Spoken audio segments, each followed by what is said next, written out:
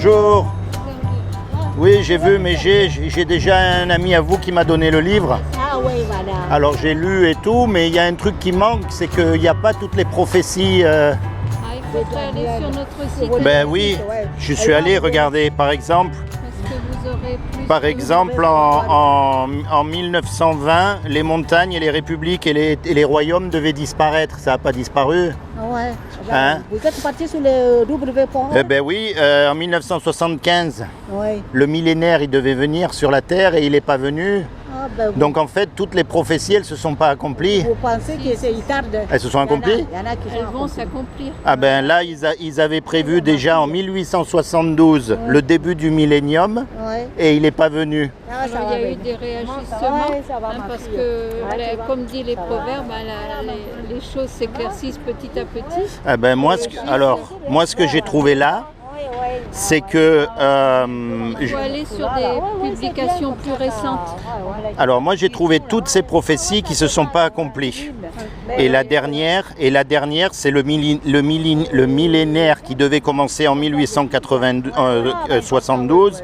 En fait, ils ont dit qu'après ça commencerait en 1975 et ça s'est toujours pas accompli. Vous voyez?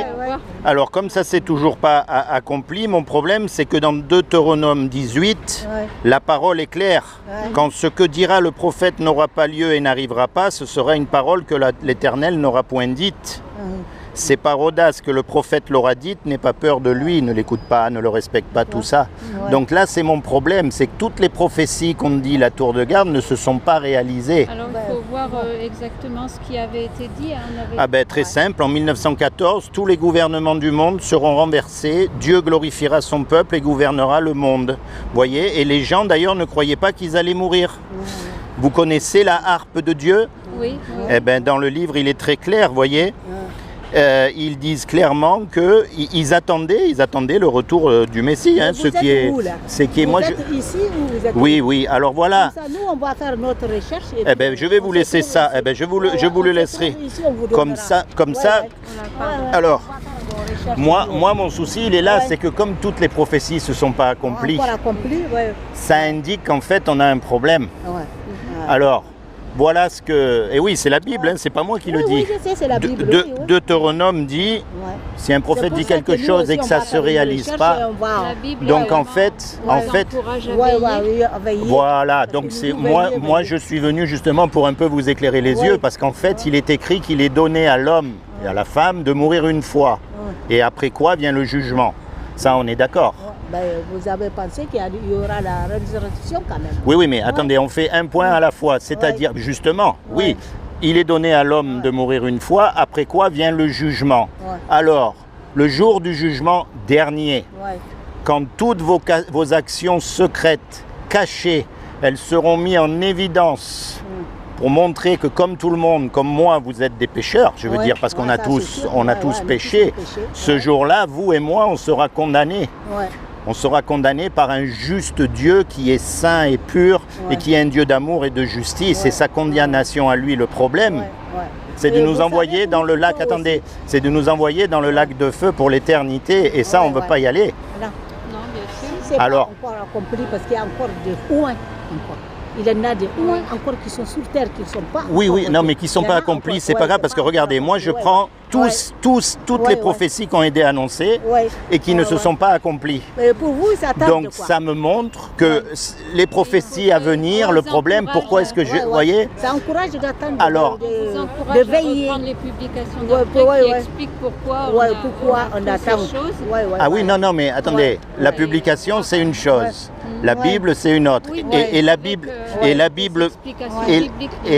Bible me dit, quand ce que dira, quand ce que dira le prophète n'aura pas lieu et n'arrivera pas, ce sera une parole que l'Éternel n'aura pas dite. Donc ça c'est la Bible. Moi-même, je suis témoin de Jéhovah déjà depuis de longues années. Depuis, vous étiez en 75 Oui. Donc vous savez de quoi je parle. J'ai jamais entendu dire que le lendemain il y aurait... Ah, ben pourtant, regardez, voyez, comme le millénaire n'avait pas commencé en 1872, là, encore une fois, rien ne s'est passé. vérité. Et ça, vous trouvez... Quand même à relire après. Oui, oui, non, mais c'est pour ça. Et moi, ce que je vous encourage, moi, en fait... Non, mais alors moi, ce que je vous encourage, c'est à bien écouter ce que je vous dis, d'accord? Parce que comme vous dites, vous faites des recherches. Donc une fois qu'on meurt, on va être jugé. Et comme on est tous coupables, on va tous être déclarés coupables. On est bien d'accord. Et la sentence, c'est d'être jeté. Ah ben c'est oui, mais ça on le sait. Donc, comme on va être déclaré coupable, parce qu'on est tous coupables, on va être jeté dans le lac de feu. Mais Dieu ne veut pas nous punir, parce qu'il nous aime. Donc il a fait quelque chose pour que vous et moi, malgré qu'on soit coupables, on puisse éviter cette condamnation, justement. Vous savez ce qu'il a fait? Est-ce que vous, ce qu'il avait, ça dépend à qui? Ceux qui ne veulent pas être pardonnés, il ne les a pas pardonnés. Il n'a pas pardonné à tout le monde. Voilà. Donc ce qu'il a fait, en fait, d'accord, c'est que comme il n'a trouvé aucun homme qui soit parfait sur la terre, aucun, il est venu lui-même sur terre et il s'est revêtu d'un corps. Il s'est habillé avec un corps qui est Jésus. C'est comme une main qui rentre dans un gant. Et il a dit, quiconque croit que Jésus est le Fils de Dieu et qu'il est ressuscité des morts, il aura la vie éternelle à mes côtés. Vous voyez ce que je veux dire? Donc la clé là-dedans. La clé là-dedans, oui, j'ai fait toutes ces recherches. C'est justement de se rapprocher. Oui, je disais. Non, je disais aux dames parce que j'ai trouvé un confrère à vous qui m'a donné le livre. Mais j'ai pas trouvé toutes les prophéties qui avaient été annoncées par la tour de garde et qui ne se sont pas réalisées. Donc, quand un prophète donne des prophéties et qu'elles ne s'accomplissent pas, ça veut bien dire noir sur blanc que cette parole ne vient pas de l'Éternel. On est d'accord? Vous voyez, normalement, en 1975, il y aurait dû avoir le millénaire qui commence. Il n'est pas commencé. Non, mais... Vous voyez, ceux qui écrivent la tour de garde ne sont pas des prophètes, c'est ça le truc. Ah, alors voilà, réponse de la tour de garde. Est-ce que la tour de Tar a prétendu être le prophète de Dieu? Voilà ce qui est écrit dans la tour de garde. Alors Jéhovah a-t-il un prophète pour les aider, pour les avertir des dangers, pour annoncer les choses à venir? Il avait un prophète pour les avertir. Ce prophète n'était pas un seul homme, mais un corps d'hommes et de femmes. C'était le petit groupe des disciples de Jésus-Christ, connu à l'époque sous le nom de étudiants de la Bible. Aujourd'hui, ils sont connus sous le nom de témoins chrétiens Jéhovah. Bien sûr, il est facile de dire que ce groupe agit comme un prophète de Dieu. C'est une autre chose de le prouver. Ça, c'est la tour de garde. Donc, vous voyez, c'est le prophète. Mais j'ai même le regardé. Vous avez la harpe de Dieu? Ouf, j'étais pas né, moi. Moi non plus, j'étais pas né. Moi, j'étais pas né non plus. Mais non.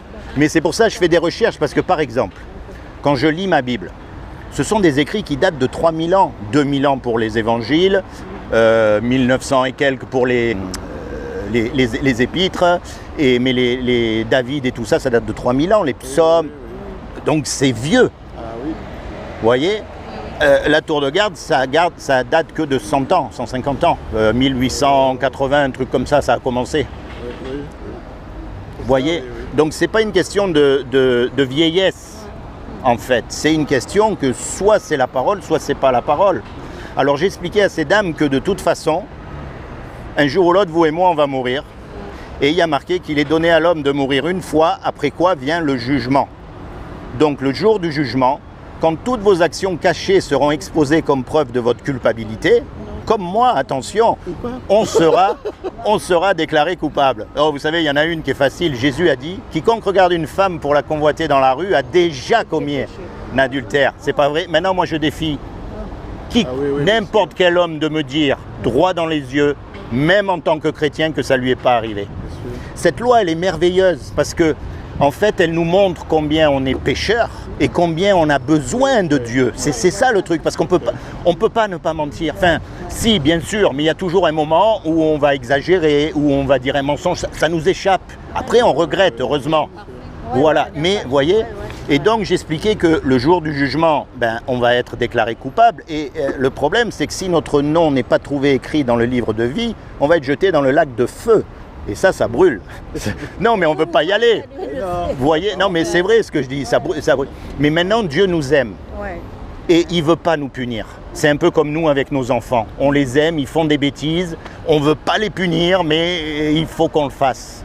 Donc il a fait quelque chose pour que vous et moi, malgré qu'on soit coupable, on puisse éviter d'aller dans ce lac de feu justement. Et je leur disais que moi, ce que je crois d'après ce que j'ai lu dans la Bible, c'est que Dieu lui-même, comme il n'a trouvé aucun homme sur la terre de parfait, eh bien, il est venu lui-même et il s'est revêtu d'un corps. Il s'est habillé avec un corps qui est Jésus. Et il a dit, quiconque croit que Jésus est le Fils de Dieu et qu'il est ressuscité des morts, il aura la vie éternelle à mes côtés. Mais ça ne suffit pas ça, parce qu'il y a écrit aussi que les démons, parce qu'ils existent les démons, il y a écrit qu'ils croient et qu'ils tremblent. Jacques, oui. Vous voyez, la clé là-dedans, ce que j'essaye de partager avec tout le monde, c'est un mot qui s'appelle la repentance. Et repentance, ça veut dire, bien sûr, il faut arrêter de mentir, de voler, mais l'essence même de la repentance, ça veut dire se tourner vers Dieu. Et se tourner vers Dieu pour avoir une relation personnelle avec vous. Lui parler quand vous êtes tout seul. Parlez à Jésus. Vous savez pourquoi? Vous êtes unique. Il n'y en a pas deux comme vous. Heureusement, je vous ai entendu dans la tête. Non mais, et ça depuis que le monde existe. Vous savez, on vit tous les jours, on ne se rend pas compte de la grandeur de Dieu. Il nous a fait uniques. Et ça montre quoi? Qui veut une relation unique avec vous?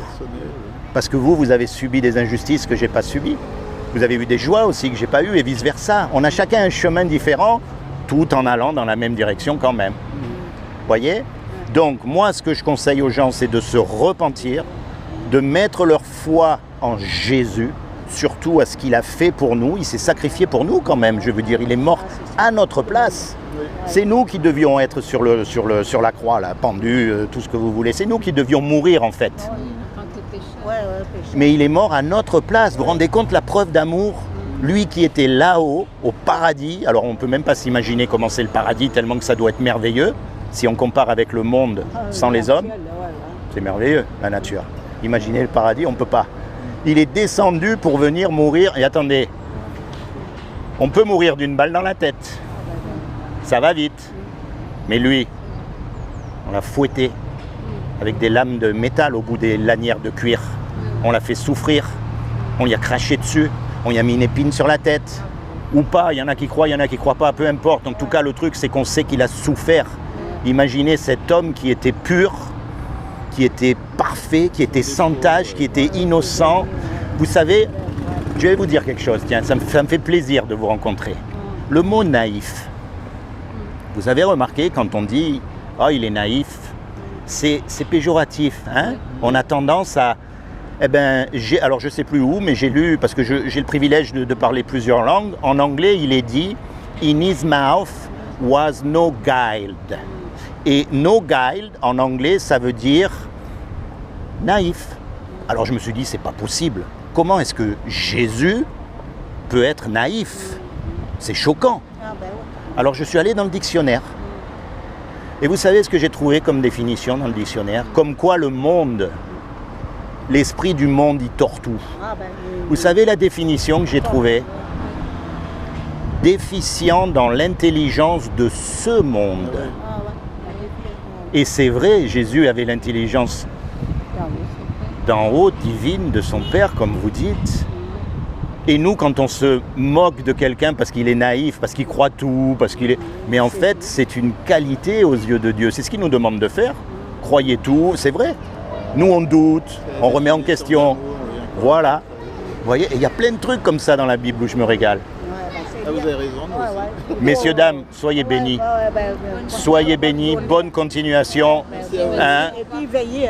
Et vous aussi, parce qu'on ne sait pas quand on part. Voilà. Hein? On ne sait pas. Les prophéties, il y a un truc qui me revient. Oui, allez-y. Il y a un truc que dit la Bible qui est quand même assez énorme, c'est qu'en fait, et c'est là où il faut Oui. pas relativiser, parce qu'il faut veiller, hein, même si on se trompe, à la limite, c'est pas grave. Il vaut mieux être attentif et se tromper plutôt que de... De toute façon, le but, c'est de chercher. Voilà.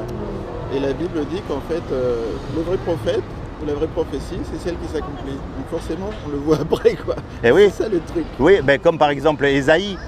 Ésaïe, Jérémie. Vous savez, Ésaïe, Jérémie, Noé, toute sa vie, il a prêché à tout le monde. Il n'y en a pas un qui s'est converti. Heureusement, sa famille. Jérémie, pendant 25 ans, il a marqué. Pendant 25 ans. Personne n'a voulu l'écouter. Et ils ont donné des prophéties et on voit aujourd'hui que les prophéties s'accomplissent. Mais c'est là mon souci, c'est que celle-là, la date est passée. Alors je ne sais pas ce qu'il leur a pris dans la tête à ces hommes là-haut, ils auraient mieux fait de se taire parce que... Non mais attendez, moi je suis honnête, hein. Je sais que vous êtes des gens qui cherchez Dieu de tout votre cœur, vous avez un zèle extraordinaire, on vous voit de partout, on ne peut pas vous l'enlever. Vous voyez ce que je veux dire? Et moi j'ai un respect, mais comme je suis convaincu de quelque chose, je ne peux pas juste dire ok vous avez raison, c'est de l'hypocrisie. Vous voyez ce que je veux dire? Parce que quand je lis ma Bible, je comprends des choses et après, voilà, je vais dans la rue, je partage, je découvre, vous voyez. De faire aussi, ah ben ça, je veux dire. Modestie. Vous êtes partout, je sais. En tout cas, vous avez une jolie ville, hein. Ah ouais. Mais c'est dur pour se garer, hein. Vidauban. Ah, Vidauban, oui, je connais Vidauban. Vidauban, c'est à côté du Luc, Le Haut-Bas. là où il y a les autoroutes qui se croisent. Vers Fréjus, en fait, c'est à 15 km de Fréjus. On n'est pas d'ici. Ah, vous non plus, vous êtes d'où, sans indiscrétion? Passage, on est de Paris. Oula, de Paris. Moi, Ah ben, je suis d'ici. ça vous change, hein, de Paris. ça change. Vous avez vu, hier, la tempête, et aujourd'hui, regardez. Ah ouais, le soleil. Ouais. Hein, on n'a pas ce temps gris tout le temps, là. On ne pourrait pas survivre. Hein. On ne pourrait pas survivre. Ouais, elle n'a pas. Tant qu'on n'a pas Regardez, de soleil, là, on n'est Mais pas vous, bien. vous êtes d'ici, mais d'origine, vous êtes d'où? Je suis d'Afrique. Mais où? Moi aussi, je suis d'Afrique. Ah ben, vous êtes où? Moi, je suis du Niger. Je suis Ah. de chez Touareg, Mathieu. Touareg. Eh ben, moi, je suis du sud du Maroc, donc j'ai un peu de Touareg aussi. Hein. Moi, j'ai un peu de... Vous voyez? Voilà, ils sont ici, ils se lèvent, ils suivent les moutons, ils suivent les... Oui, où ils amènent le sel. Ma mère, elle est Touareg, mon père est Maouri. Eh ben, Ouais, voilà. et vous êtes venus à la fois... Voilà, et j'ai atterri là. Non, mais c'est intéressant parce que c'est pas... Vous êtes venus à la fois alors que vous avez tout voilà. cet arriéré tribal et avec des croyances extraordinaires. Hein. Eh ben, Voilà. Ah, je suis Maouri du côté de mon père et du côté de ma mère, je suis Touareg. J'ai des trucs de comment on dit là, j'ai des portraits de Touareg à la maison. c'est pour ça qu'on dit les gens du désert, ils ont le sang bleu. Regardez, regardez les ongles. Et voilà, il a le sang bleu. C'est pas vrai? Des sangs bleus, oui. Soyez bénis, messieurs dames. Que le Seigneur vous bénisse vraiment de tout et qu'il vous donne vraiment les désirs de votre cœur. Soyez bénis.